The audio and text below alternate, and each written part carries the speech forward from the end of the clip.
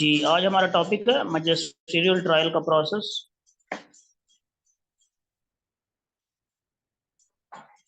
Can everybody listen me?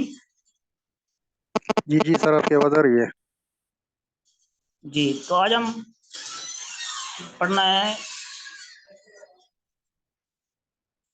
Procedure for trial before the court of magistrates. ये provisions start होती हैं from 241 CrPC. CrPC की provision 241 कहती है कि जो प्रोसीजर होगा before the courts of magistrates for the trial of cases which are exclusively triable by the court of magistrates shall be regulated as provided in the code of criminal procedure। जी, voice is clear? जी जी sir. अच्छा, सबसे पहली बात यह है कि जब भी कोई भी जब लास्ट टाइम हमने बात की थी इन्वेस्टिगेशन के चैप्टर में कि जब 173 की रिपोर्ट सबमिट हो जाएगी before the court of magistrate, तो कोर्ट ऑफ मजिस्ट्रेट जो है वो अगर तो report regarding the offence tribal by the magistrate होगा तो उस पर ट्रायल खुद कमेंस करेगी, और अगर tribal by the court of session होगा एक्सक्लूसिवली तो वो कोर्ट ऑफ सेशन को जो रिपोर्ट है वो फॉरवर्ड कर देगी for trial. Right now the case is one which is tribal by the court of magistrate. इस सूरत हाल में मजिस्ट्रेट को जब रिपोर्ट 173 की प्रेजेंट की जाएगी तो मजिस्ट्रेट का इस रिपोर्ट को पैरूल करेंगे, और पैरूल करने के बाद अगर तो सर आवाज क्लियर? रिपोर्ट वन से डॉक्यूमेंट, जी सॉरी, आवाज क्लियर नहीं हो रही है आपकी सर। आवाज क्लियर नहीं आ रही है आपको? अभी आ रही है सर, अभी आ रही है। जी, तो अगर ये ट्रायबल बाय मजिस्ट्रेट होगा तो मजिस्ट्रेट साहब जो हैं वो डॉक्यूमेंट्स की कॉपीज फर्निश करेंगे फ्री ऑफ कॉस्ट एक्यूज्ड को विद इन 7 डेज। और 7 दिन कम से कम चाहिए कि आप 7 दिन पहले, चार्ज फ्रेम करने से 7 दिन पहले कम से कम एक्यूज्ड को कॉपीज देंगे डॉक्यूमेंट्स की, और उसके बाद 7 दिन के बाद लैप्स होने के बाद आप चार्ज फ्रेम करेंगे।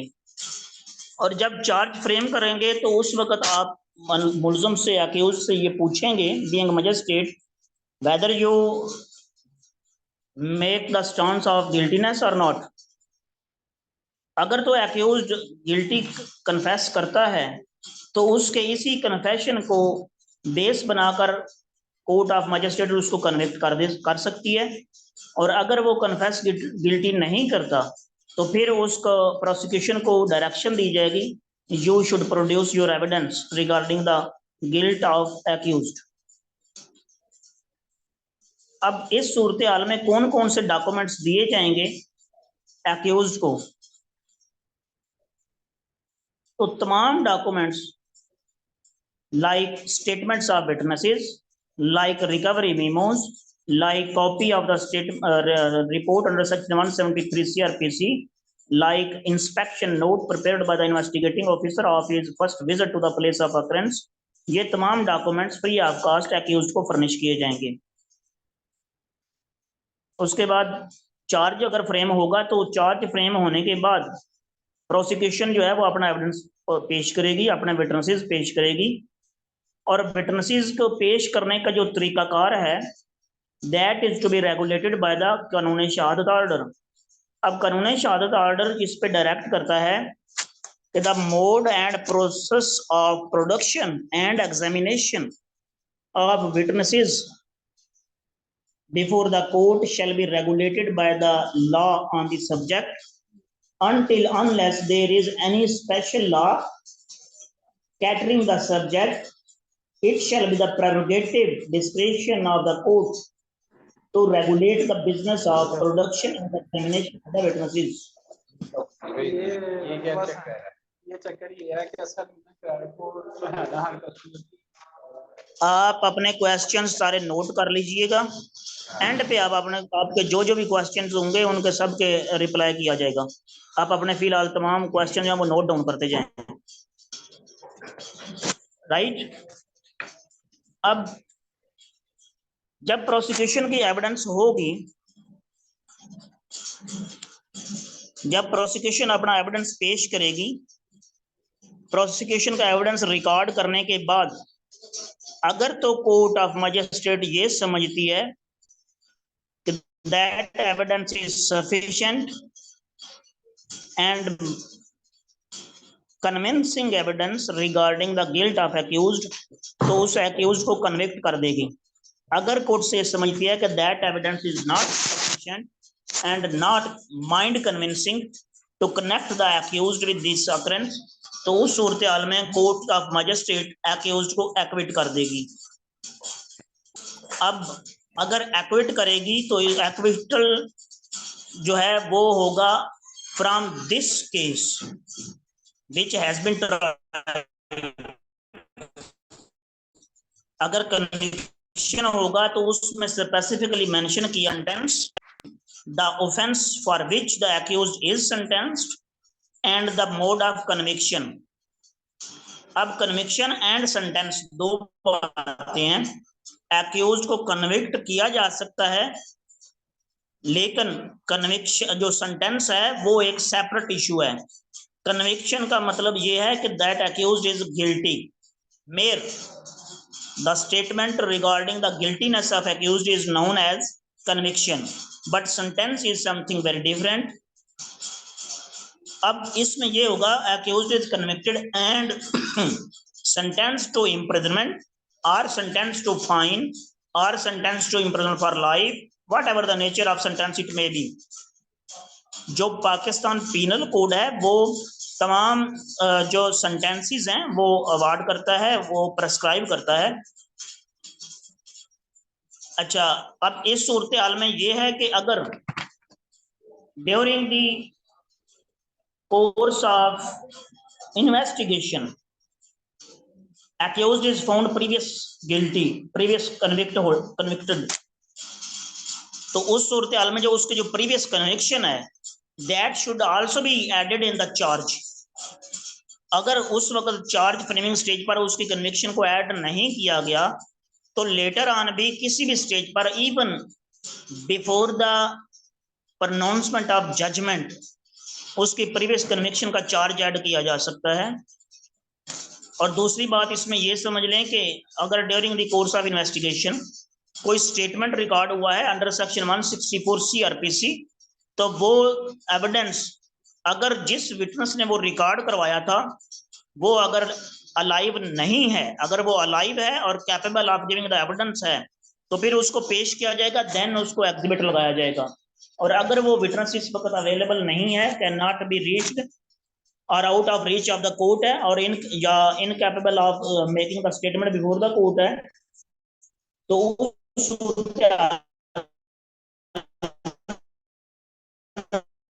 जो उसका ऑलरेडी रिकॉर्डेड स्टेटमेंट ये है कि चार्ज क्या चीज है, व्हाट इज चार्ज। चार्ज एक प्रिसाइज स्टेटमेंट है, precise statement of accusation against the accused. It should be such that accused should understand the nature of accusation leveled against him, so to make him aware how to defend himself। Charge के कुछ necessary components हैं, इनमें ये आपने बताना है कि at what time and at what date and at what place accused has committed some act। Secondly, that the act committed by the accused was within the penal provision of any law, the mode in which the act has। Everyone is hearing me, I hope। अब इसमें ये process adopt किया जाएगा for the trials before the court of magistrate. Court of magistrate के पास दो बड़ी ample powers हैं। Number one, court of magistrate may stop the trial eight any stage. 249 of CrPC. अब ये स्टॉपेज ऑफ ट्रायल ये उन हालात में होगा जब फोर्थ कमिंग एविडेंस जो है वो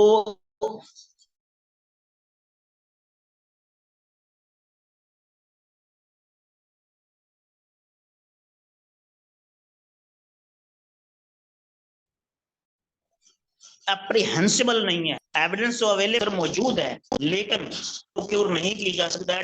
that may also be ground for stoppage. अगर स्टॉप ऑफ प्रोसीडिंग होगा तो उस सूरत में ना एक्विटल होगा ना कन्विक्शन होगी। एक्यूज्ड को रिलीज कर दिया जाएगा, डिस्चार्ज कर दिया जाएगा फॉर द टाइम बीइंग। अच्छा, दूसरी इसके पास एम्पल पावर है कोर्ट ऑफ मजिस्ट्रेट के पास to acquit the accused at any stage. अब acquittal of accused at any stage हो सकता है। ये किस ग्राउंड पर होगा? That the charge is groundless and that there is no probability of conviction। अब चार्ज इज ग्राउंडलेस और probability of conviction ये दो मेन फैक्टर हैं in deciding the acquittal of accused at any stage। अब before making this order, court must hear the accused and the prosecutor।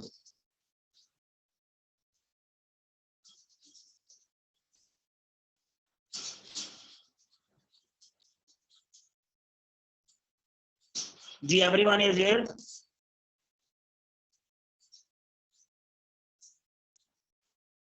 सबसे पहली बात ये है कि कोर्ट ऑफ मजिस्ट्रेट सिर्फ उन केसेस में, उन ऑफेंसेस का ट्रायल करेगी those are mentioned as triable by the court of magistrate under the second schedule of CrPC. Secondly, किसी एक्यूज का ट्रायल कमेंस करने से पहले, अब कमेंसमेंट ऑफ ट्रायल पे डिफरेंट ऑफ ओपिनियंस हैं। Commencement of trial basically starts from the framing of charge. अब charge frame होगा तो that is deemed as the trial has been commenced. अब चार्ज फ्रेम करने से कम 7 दिन पहले आपने एक्यूज को तमाम डॉक्यूमेंट्स की कॉपीज देनी है, फर्निश करनी है। चार्ज फ्रेम होने के बाद at the time of framing the charge accused से उसकी प्ली डिस्कवर करनी है, वेदर ही प्लीड्स गिल्टी और नॉट। अगर तो वो प्लीड गिल्टी करता है तो आप उसको कन्विक्ट कर सकते हैं। अगर वो प्लीड गिल्टी नहीं करता तो आप उसका प्रोसिक्यूशन को डायरेक्शन देंगे टू प्रोड्यूस द एविडेंस। अब प्रोसिक्यूशन की एविडेंस जब आएगी तो उस पर फिर 2 डायरेक्शंस बनेगी। फर्स्टली, अगर वो माइंड कन्विंसिंग है, माइंड इंस्पायरिंग है और चार्ज को वो सब्सटेंशियली उसको प्रूव करती है बियॉन्ड द रीजनेबल डाउट, तो आप कन्विक्ट करेंगे। अगर वो इस तरह नहीं करती, माइंड कन्विंसिंग नहीं है, तो फिर आप एक्यूज को एक्विट करेंगे। अब acquittal of accuse can be at any stage. वो उस सूरत में होगा when the charge is groundless, when there is no probability of conviction। अब चार्ज इज ग्राउंडलेस कैसे होगा? नंबर 1, चार्ज ग्राउंडलेस तब होगा या प्रोबेबिलिटी ऑफ कन्विक्शन तब नहीं होगी जब during the course of evidence parties जो हैं, जो विटनेसेस हैं, वो होस्टाइल हो जाते हैं, प्रोसिक्यूशन के वर्जन को सपोर्ट नहीं करते before the court of law. तो ये एक बेस्ट एग्जांपल है for acquittal eight any stage. अब एक और बात है कि ये तो था procedure of trial initiated on police report under section 173 CrPC. अब प्राइवेट कंप्लेंट भी तो हो सकती है। अब प्राइवेट कंप्लेंट की सूरत में जो कंप्लेंट है वो जो कंप्लेंट है उसकी कॉपीज और जो नेसेसरी डॉक्यूमेंट्स उसके साथ अवेलेबल है, इंक्रिमिनेटिंग एविडेंस है, उन तमाम की कॉपीज टेंडर करेगा जो अक्यूज को फ्री ऑफ कॉस्ट दी जाएंगी। और बाकी तमाम प्रोसीजर वही होगा। इसमें 2 एडिशंस हैं। नंबर 1, जो कंप्लेनेंट है अगर वो किसी डेट पर पेश नहीं होता, किसी हियरिंग पर पेश नहीं होता ड्यूरिंग रिकॉर्डिंग ऑफ एविडेंस, तो court of magistrate has power to dismiss the complaint. इसकी एक एक्सेप्शन है कि कोर्ट ऑफ मजिस्ट्रेट कंप्लेंट जो है उसको डिसमिस नहीं करेगी अगर वो complaint regarding the offence which is involving the offence cognizable and non compoundable.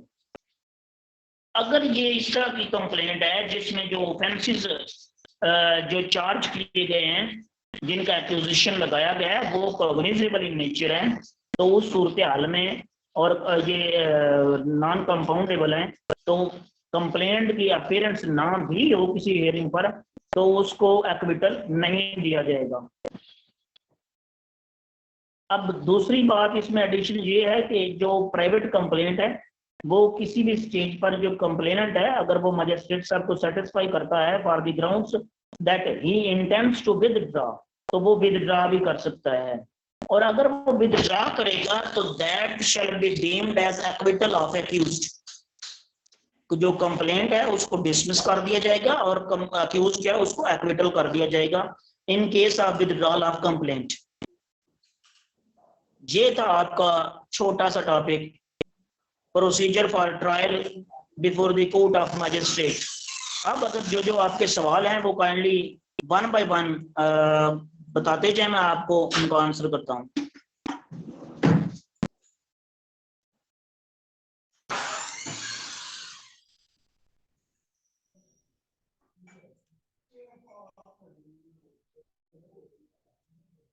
Ji, everyone can hear me?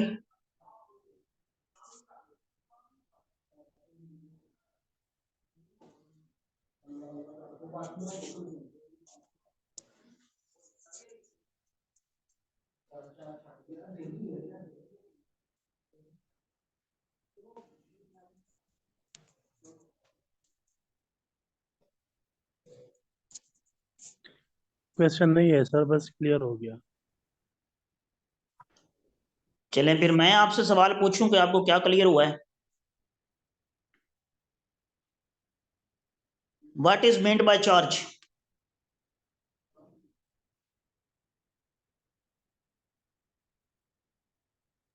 Sir charge जो है ना जी, ये अमेंडमेंट ऑफ चार्ज, सॉरी आपको मैं क्वेश्चन करता हूं। अमेंडमेंट ऑफ चार्ज, अब अमेंडमेंट ऑफ चार्ज जो है ये किसी भी स्टेज पर हो सकती है। जब अमेंडमेंट ऑफ चार्ज होगी तो उस सूरत हाल में देखा यह जाएगा कि ये जो चार्ज अमेंड किया जा रहा है, अब court has to decide whether trial can commence with this amended charge और नॉट। अगर कोर्ट डिसाइड करती है कि ट्रायल जो है with amended charge commence continue रह सकता है तो वो कंटिन्यू रहेगा। अगर कोर्ट ये देखती है कि जो चार्ज अमेंड हुआ है उसके लिए किसी तरह की कोई गवर्नमेंट की सैंक्शन चाहिए तो वो चार्ज जो है उसको ट्रायल जो है उसको पोस्टपोन कर देगी till the receipt of sanction of the government authority. अब अमेंडमेंट ऑफ चार्ज किसी भी स्टेज पर हो सकती है and even before the pronouncement of judgment with charge amend हो सकता है। अब चार्ज अमेंडमेंट दो इसके हो सकती हैं तरीके। एक तो यह है कि कोर्ट में ऑन इट्स ओन मोशन, दूसरा यह है कि on application of any party to the case हो सकती है अमेंडमेंट ऑफ चार्ज। इसको रेगुलेट करता है 227 सीआरपीसी एंड 228 सीआरपीसी। जी, अब बात कर रहे थे कि व्हाट, हमने सवाल पूछा था कि आपको चूंकि समझ आ गई है जो सुना है, तो what is meant by charge?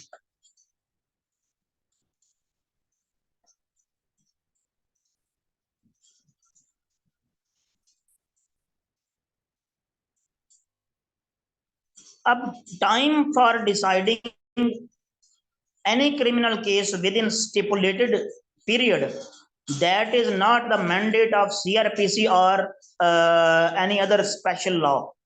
अब सवाल ये है कि जो CRPC है, जो प्रोसीजरल लॉ है, या जो लेटेस्ट देख लें आप जजमेंट्स ऑफ द कोर्ट्स हैं, वो यही कहते हैं कि when once trial has commenced that should be followed day by day hearings. जब आपने एक बार किसी केस का ट्रायल कमेंस किया है तो that should continue till it has been concluded.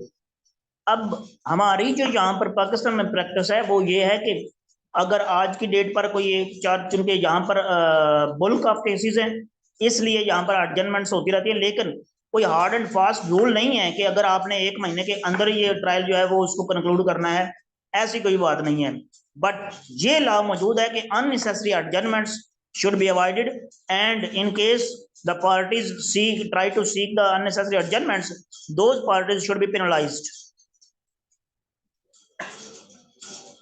Ji, any other question please?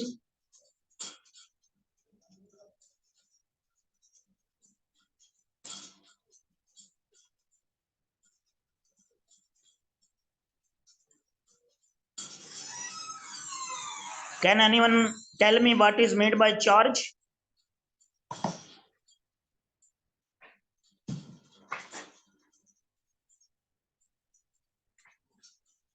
Everyone is hearing me?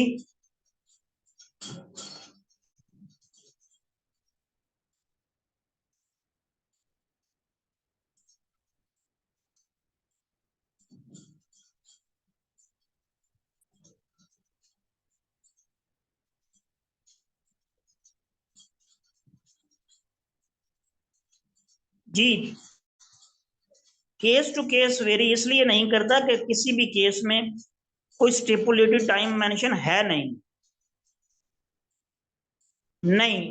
इन ये civil cases में होता है कि जब कोई अमेंडमेंट होती है तो फिर अमेंडेड प्लेंट आती है, लेकिन क्रिमिनल लॉ में जब एक अमेंडमेंट ऑफ चार्ज हो गई है तो फिर अमेंडेड रिपोर्ट अंडर सेक्शन 173 जिसे आप उससे में चालान कहते हैं, अमेंडेड चालान नहीं आता, बल्कि उसी ऑलरेडी जो अवेलेबल एविडेंस है उसी एविडेंस की बेस पर जो ट्रायल है वो प्रोसीड करता है। और no such further report is required, neither the law allows the fresh report submission of report under section 173 CRPC in case charge is amended.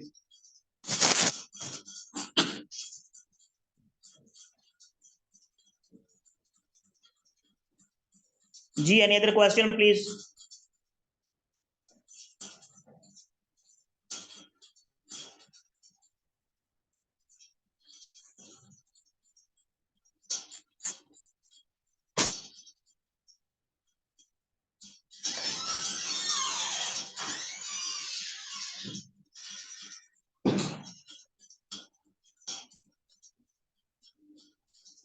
Ji, during the hearing of trial, during the proceedings of the trial, जब charge amend हो गया है तो charge amendment का मतलब यह है कि चार्ज ऐड भी हो सकता है और चार्ज डिलीट भी हो सकता है, और दोनों सूरतों में चाहे अमेंड हो या डिलीट हो, दोनों सूरतों में सेम अवेलेबल जो रिपोर्ट है, चलान है, जो 173 की रिपोर्ट है वही प्रोसीड करेगी, और दोनों केसेस में जो ऑलरेडी अवेलेबल एविडेंस है वही प्रोसीड करेगी, वही टेंडर की जाएगी। जी, और क्या सवाल किया था सर? सॉरी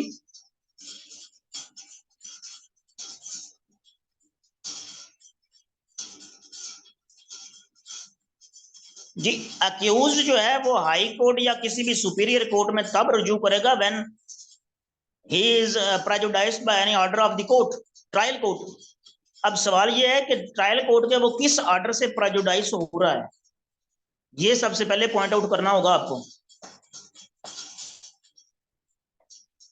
और दूसरी बात यह है कि अक्यूज जो है वो trial in cases of trial tried by the magistrate, court of magistrate, वो हाई कोर्ट में किस लिए जाएगा? हाई कोर्ट में सिर्फ और सिर्फ जो एपेलेट जुरिस्डिक्शन है in case of trial concluded by the court of magistrate and accused is acquitted. ठीक है, accused is acquitted from the trial concluded by the court of magistrate, then appeal होगी, appeal shall lie before the high court. अब अगर accused convicted है then appeal against the conviction shall lie before the court of section. और अगर किसी magistrate court के किसी order पे कोई इसके एडवर्स है या ये अपने आप को फील करता है कि मैं प्रेजुडाइज्ड हूं, any order of the court of magistrate, तो अगर वो रिवीजन फाइल करना चाहता है, that revision shall also lie before the court of session, because court of magistrate is subordinate to the court of session.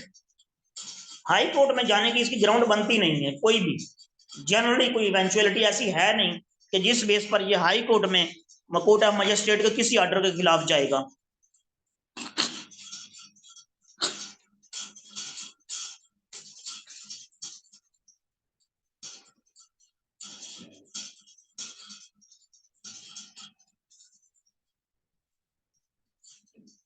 अब charge जब हम बात करते हैं कि चार्ज ऐड हो गया है, तो इसका मतलब यही है कि कोई सेक्शन ऑफ लॉ, कोई penal provision of law has been added, जिसे आप उर्दू में एजाद कहते हैं कि जुर्म एजाद हो गया है, मतलब जुर्म बढ़ गया है। जी, एनी अदर क्वेश्चन प्लीज।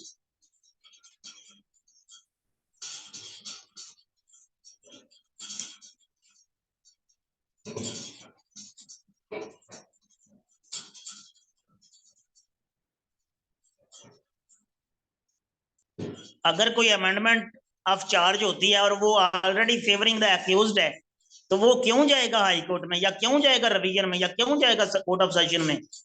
वो तो ऑलरेडी उसको फेवरिंग है। अब वो अपनी वो हाई कोर्ट में या किसी भी सुपीरियर कोर्ट में जाएगा कि ये मुझे फेवर मिल रही है, इसको खत्म करें।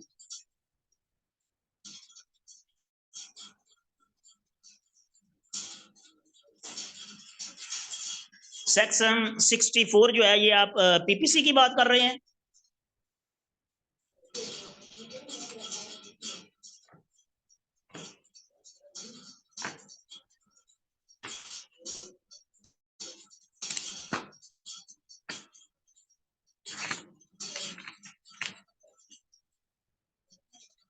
जी, सेक्शन 64 जो है पीपीसी का, ये बेसिकली कहता है कि अगर कोर्ट ने, किसी भी कोर्ट ने सजा दी है फाइन की, अब इसमें डिफरेंट कैटेगरीज हैं, आप पहले उसकी बेर रीडिंग करें, फिर आपको आइडिया होगा।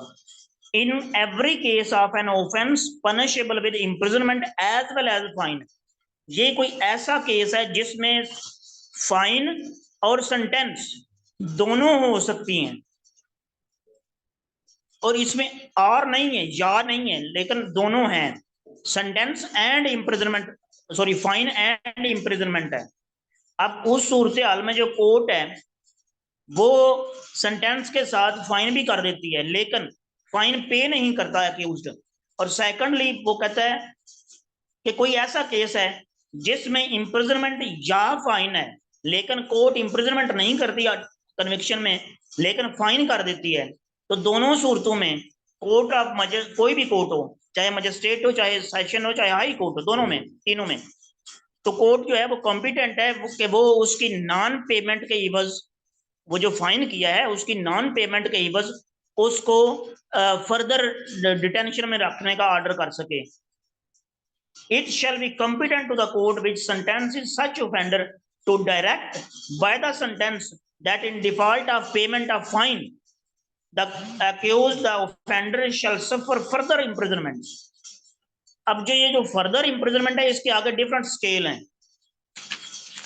अब ये फर्दर इम्प्रिजनमेंट है, इसकी नेचर क्या होगी?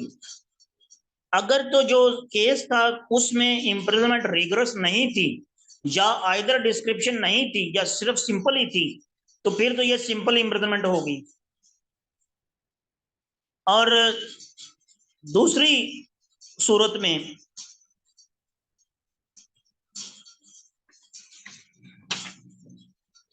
(66) आ जाता है पीपीसी का, imprisonment which the court imposes in default of payment of fine may be of either description। अगर केस ऐसा था जिसमें फाइन अवार्ड किया गया, जिसकी सेंटेंस जो है वो आइदर डिस्क्रिप्शन थी या रिगरस इम्प्रिजनमेंट थी, तो उस सूरत हाल में in default of payment of fine जो होगी सेंटेंस, वो रिगरस भी हो सकती है, वो सिंपल भी हो सकती है। अब तीसरी बात इसमें आती है टाइम स्केल की, कि कितने जुर्माना हो तो अगर उसकी नॉन पेमेंट हो तो वो कितना टाइम उसको आप फर्दर सेंटेंस में रख सकते हैं। उस सूरत हाल में आपको डील करेगा 67 2 माह तक आप सेंटेंस कर सकते हैं अगर 50 रुपीज से ज्यादा ना हो जुर्माना, और 4 माह तक सेंटेंस आप कर सकते हैं अगर 100 रुपीज से ज्यादा ना हो जुर्माना, और मैक्सिमम 6 माह आप सेंटेंस कर सकते हैं in default of payment fine अगर 100 रुपीज से ज्यादा हो। ये है जनाब इसका स्केल। जी any other question please.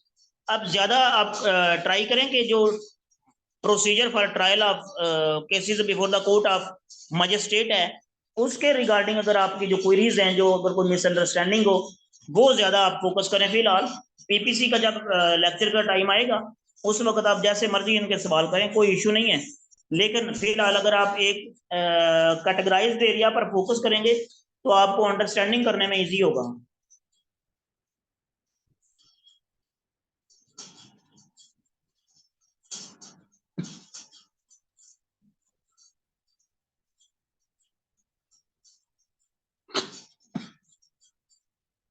Ji any other question please.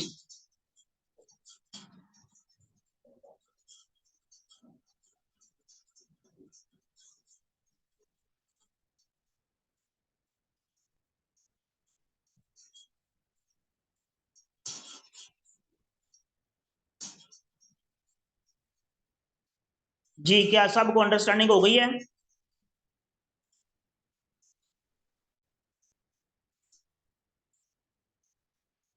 जी मिस 64 सीआरपीसी 64 सीआरपीसी की आप बात कर रहे हैं, पहले आप पीपीसी की बात कर रहे थे।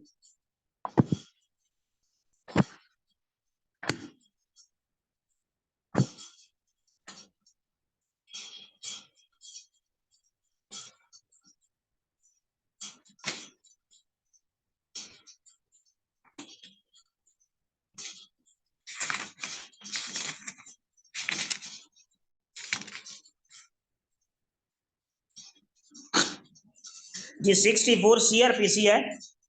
When any offense is committed in the presence of magistrate within the local limits of his jurisdiction, he may himself arrest or order any other person to arrest the offender, and may thereupon, subject to the provisions herein contained, as to bail, commit the offender to custody. अब ये सिर्फ और सिर्फ magistrate को empower करता है कि अगर कोई मजिस्ट्रेट साहब हैं और उनकी मौजूदगी में अगर कोई बंदा उसी एरिया में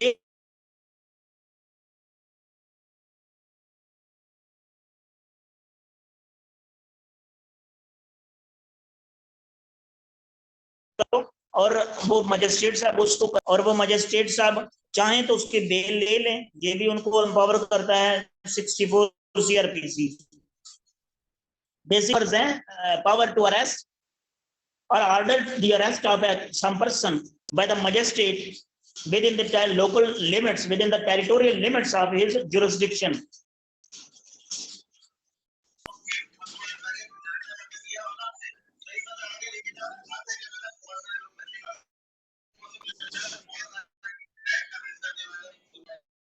अमजद साहब आपकी आवाज क्लियर नहीं आ रही, काइंडली।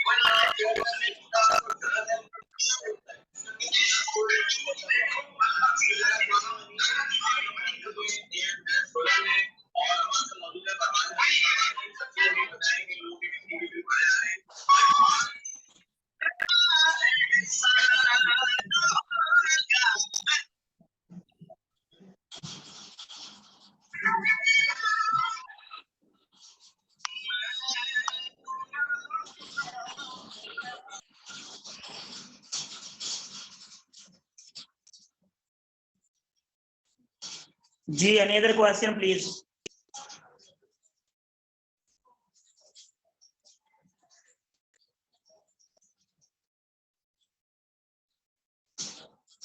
जी, तो अभी कौन बताएगा कि what is made by charge?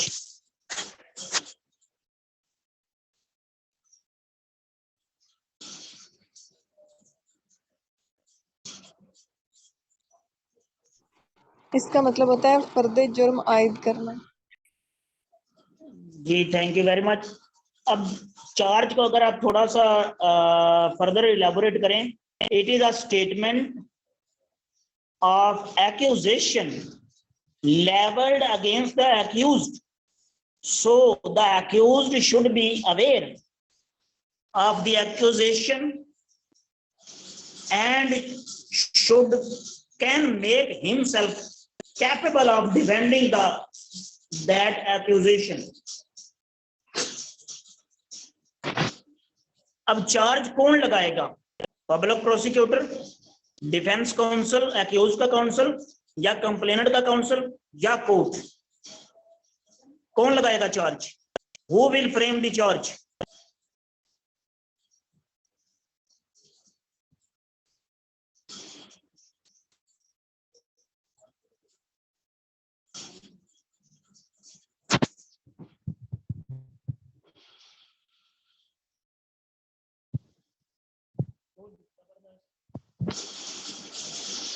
Within how much days statements recorded under section 161 CRPC or copies of other documents must be supplied to the accused before the framing of charge?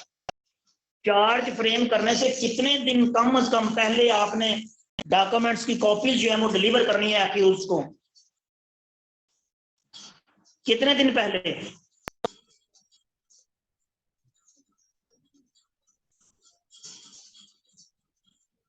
जबरदस्त। अब what are the factors when accused can be acquitted before the conclusion of trial?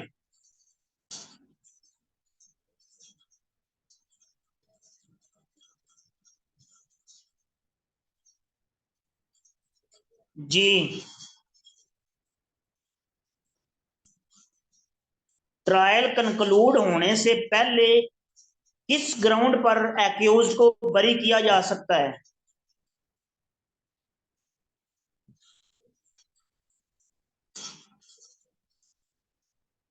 Can anyone tell me when accused can be acquitted before the conclusion of trial? As we read, court of magistrate can acquit the accused at any stage of the proceedings. Number one, when the charge is groundless. Number two, when there is no probability of conviction of accused. In stage पर accused को acquit किया जा सकता है CRPC।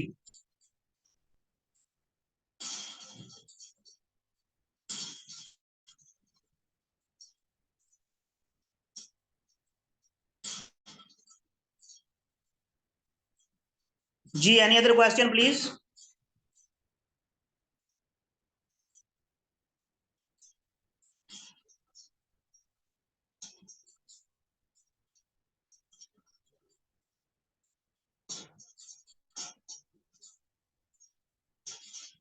जी अमजद साहब, क्या सवाल है आपका?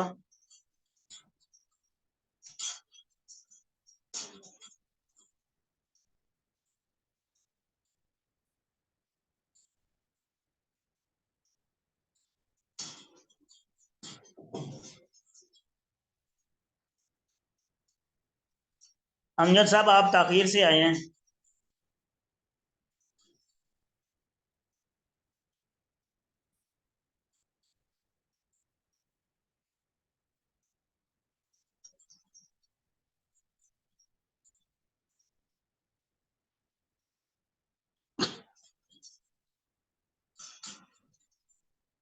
After receiving the report under section 173 CRPC, the court of magistrate, in cases triable by the court of magistrate, deliver the copies of the documents including first inspection note prepared by the investigating officer at his first visit to the place of occurrence, copies of statements under section 161 CRPC and copies of statements recorded under section 164 CRPC to the accused not later than 7 days, यानी कि 7 दिन जो framing of charge है, charge frame करने से कम 7 दिन पहले आपने अक्यूज को डिलीवर करनी है। जब चार्ज फ्रेम किया जाएगा तो उस वक्त अक्यूज से पूछा जाएगा वुड यू प्लीड गिल्टी। अगर वो प्लीड गिल्टी करता है यस, तो इसी कन्फेशन की बेस पर आप उसको कन्विक्ट कर सकते हैं। अगर वो प्लीड गिल्टी नहीं करता तो फिर प्रोसिक्यूशन को डायरेक्शन होगी कि you now to tender your prosecution evidence. अब प्रोसिक्यूशन एविडेंस आने के बाद अगर तो एविडेंस में वो एक्यूज जो है वो चार्ज है वो प्रूव हो जाता है तो एक्यूज को कन्विक्ट कर दिया जाएगा, और अगर वो चार्ज प्रूव नहीं होता जो प्रोसिक्यूशन की एविडेंस है उसके मुताबिक तो मुलजम को एक्विट कर दिया जाएगा। जो एक्विटल ऑफ एक्यूज्ड है can be at any stage number on 2 grounds. Number 1, when the charge is groundless. Number 2, then there is no probability of conviction of accused. अब जो मजिस्ट्रियल ट्रायल है that can be stopped at any stage 249 CRPC के मुताबिक। अब जब stoppage of proceeding होगा, stoppage of trial होगा before the court of magistrate, तो that shall not amount to acquittal और conviction but that shall be deemed as discharge of accused for the time being.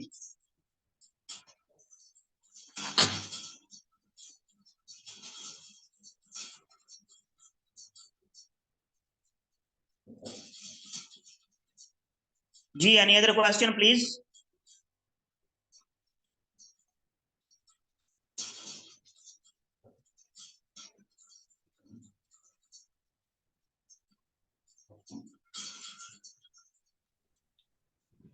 Ji ma'am Sadia, आपका कोई सवाल?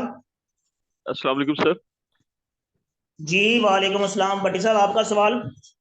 Sir मेरा तो सवाल तो नहीं है, बस मेरी ये करने से रिक्वेस्ट है कि सर ये जो इसके नोट्स है ना, ये चार्ज फ्रेम के खास तौर पे जी जी के लेक्चर का पूरा जो आपने प्रेस्क्राइब लेक्चर है अगर आप इसको शेयर कर दें इन फॉर्म ऑफ PDF या डॉक्स तो वो बेहतर होगा। जरा थोड़ा सा ये है कि हमारे नोट्स में जो है इजाफा भी हो जाएगा, जरा जो है।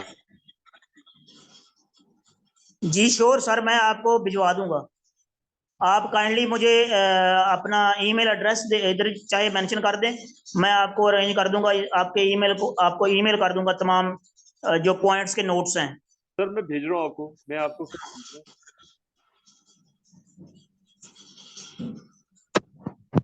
भेज दिया।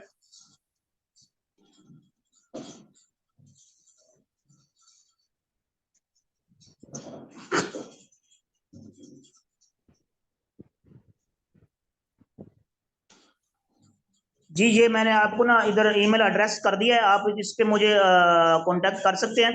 आपको तमाम जो है इसी पाकिस्तान लॉयर्स के चैनल से आपको इनके नोट्स जो हैं वो जो भी आपकी क्वेरीज रिलेटेड होंगे वो ब्रीफ नोट्स आपको मिल जाएंगे।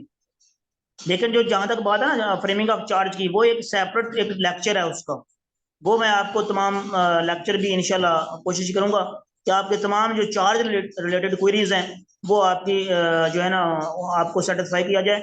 और सेकंडली देखें जो चार्ज है ना that is very important thing.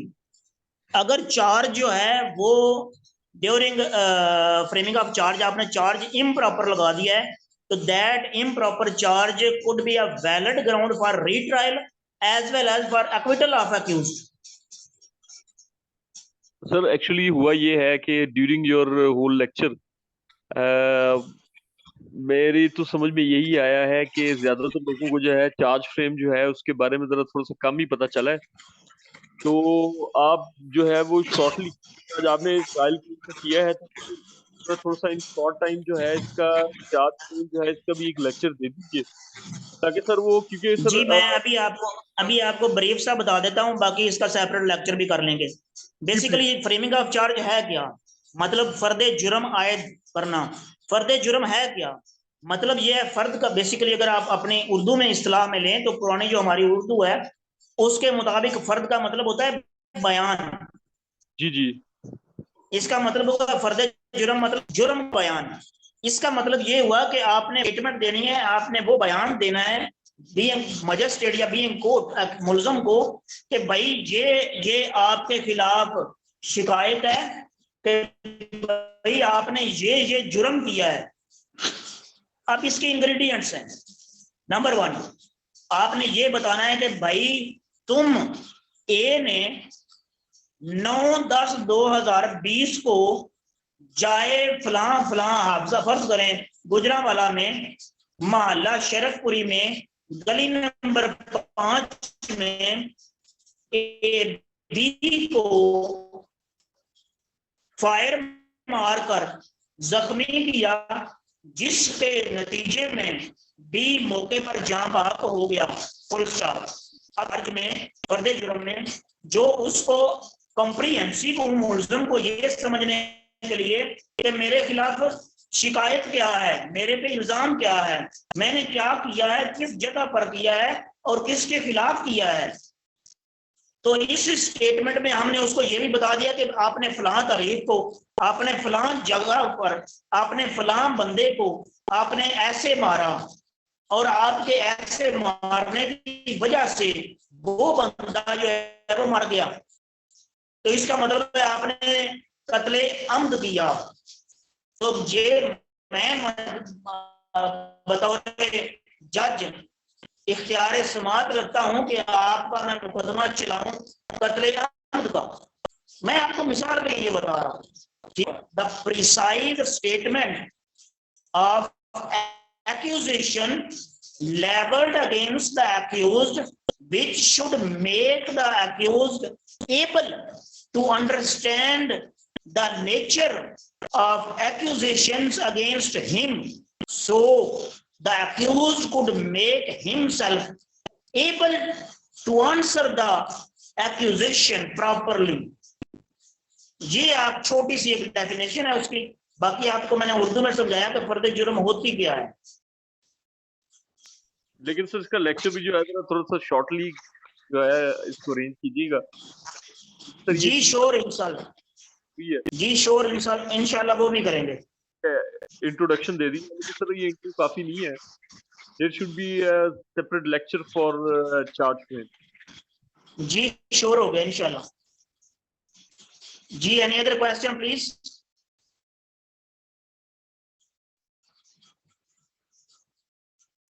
Sir notes जरूर शेयर कर दीजिएगा प्लीज। जी श्योर इंशाल्लाह।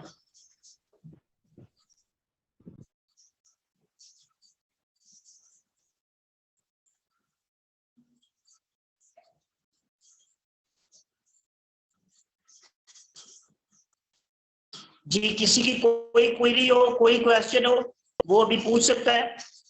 और इन केस नोट्स वगैरह के रिलेटेड अगर कोई क्वेरी हो तो वो काइंडली मैंने ये ईमेल एड्रेस दिया है, आप उस पर भी रीच आउट हो सकते हैं। आपको जो प्रिसाइज से ब्रीफ से नोट्स होंगे रिलेटेड टू द टॉपिक, ठीक है, वो भी इसी आप रेफर करेंगे पाकिस्तान लॉयर्स तो आपको अवार्ड ग्रांट कर दिए जाएंगे।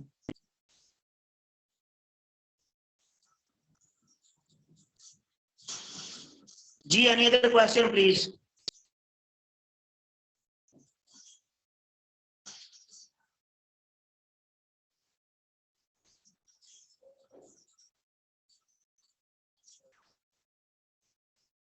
जी मिस तहमीना साहिबा, आप काइंडली बताइएगा what is meant by charge.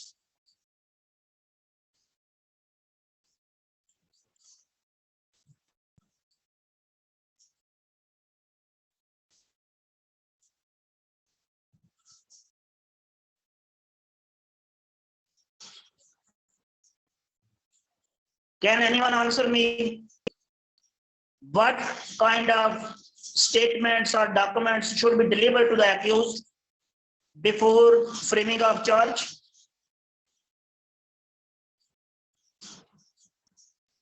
Ji miss, अगर आप सिविल प्रैक्टिस है तो काइंडली आप बता दें how issues are framed,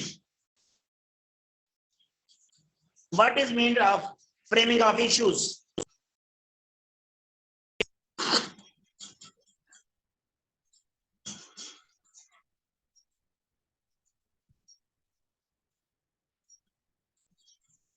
I think order 14 है सीपीसी का regarding framing of issues.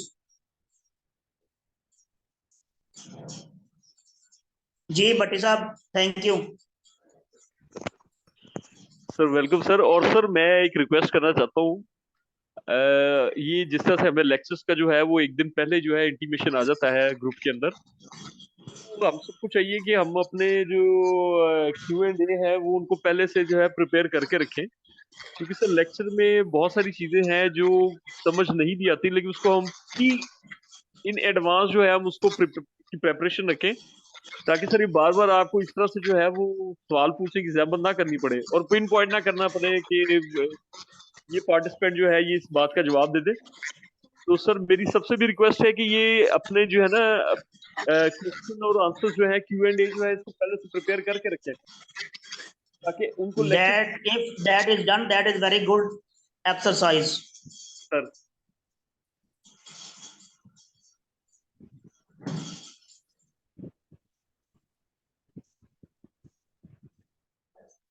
G, any other question regarding the procedure of trial before the court of magistrate?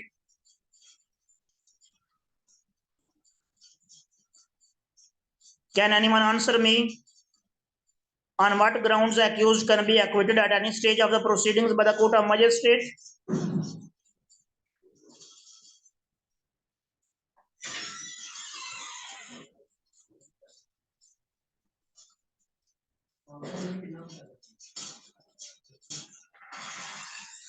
Can anyone answer me? On what grounds accused can be acquitted by the court of magistrate at any stage of proceedings?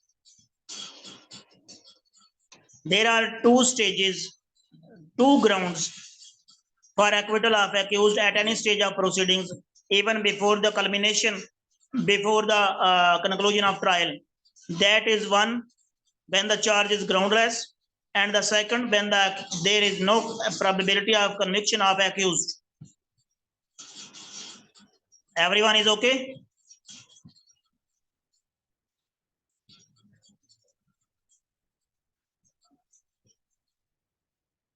अगर किसी का कोई भी query हो, कोई सवाल हो, तो काइंडली अभी आप पूछ सकते हैं, अभी 4 मिनट हैं।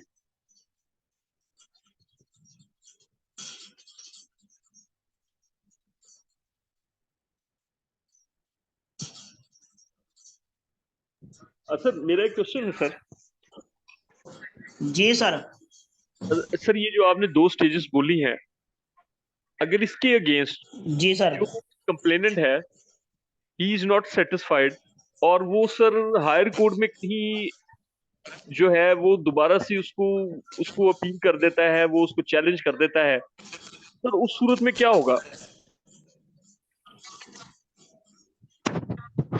देखिए जो एक्विटल ऑफ अक्यूज्ड होगा sir, in case of there is no probability of conviction and second when the charge is groundless, तो एक्विटल को अगर आपने असेल करना है तो कंप्लेनेंट जो है वो एक्विटल को असेल करेगा before the high court only. अगर हाई कोर्ट उसकी जो है असेल करने में जो वो प्ली लेता है उससे सेटिस्फाई होती है तो उस एक्यूज का रीट्रायल होगा। अच्छा, कन्विक्शन नहीं होगी, रीट्रायल होगा। रीट्रायल हो जाएगा उसका सर बाय द जी, सेम रीट्रायल हो जाएगा दोबारा, बाय द सेम कोर्ट। जी, before the same magistrate. Okay, क्योंकि sir normally it has come to the notice to some advocates कि ये एक यानी कि डिफरेंट प्रैक्टिस 1-2 बार इस तरह से हुई है कि उन्होंने आगे जो है उसको फर्दर वो उससे सेटिस्फाई नहीं हुए, उन्होंने आगे फर्दर जो है इसको लेके जाने की कोशिश की है। तो सर उस सूरत में जो एक्यूज है सर वो तो अंडर सच कंडीशन वो तो बेचारा फिर दोबारा जो है वो फंस जाएगा सर, रीट्रायल की सूरत में भी फंसेगा। नहीं, इसको डबल जेओपार्डी के जुमरे में नहीं आता। अगर 403 सीआरपीसी देखें read with article 13 of the constitution of 1973 Pakistan, तो उसके मुताबिक ये डबल जेओपार्डी के जुमरे में नहीं आता। डबल जेओपार्डी तब होता जब फुल फ्लैज्ड ट्रायल कंक्लूड होता और उसमें एक्विटल या कन्विक्शन होती, then on the same facts accused या any other person cannot be retried. ये डबल जेओपार्डी नहीं बनता।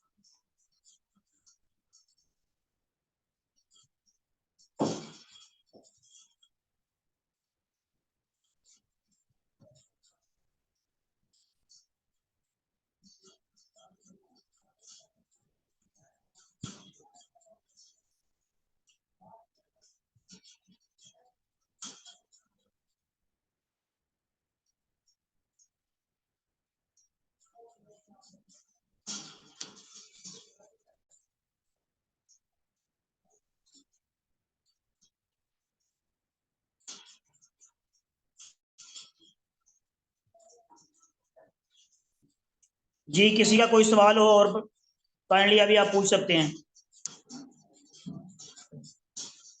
Thank you very much for.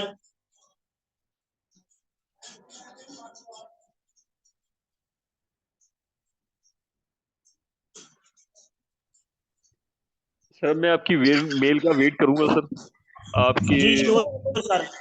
Ji please sir, thank you. जी Pakistan lawyers please.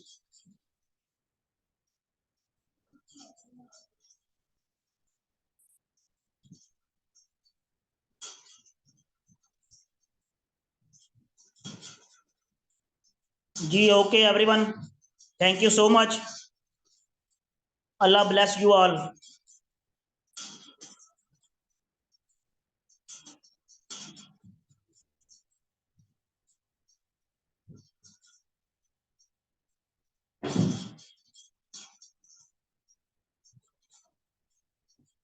Ji Pakistan lawyers kindly.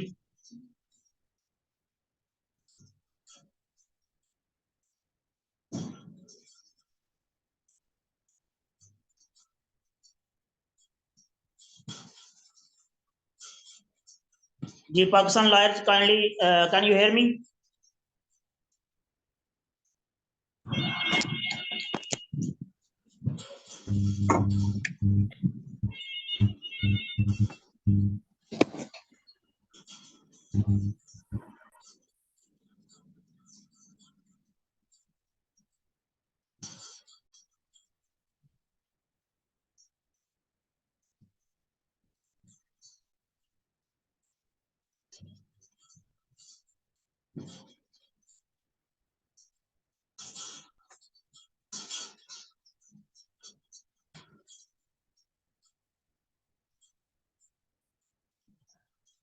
Ji thank you very much all participants.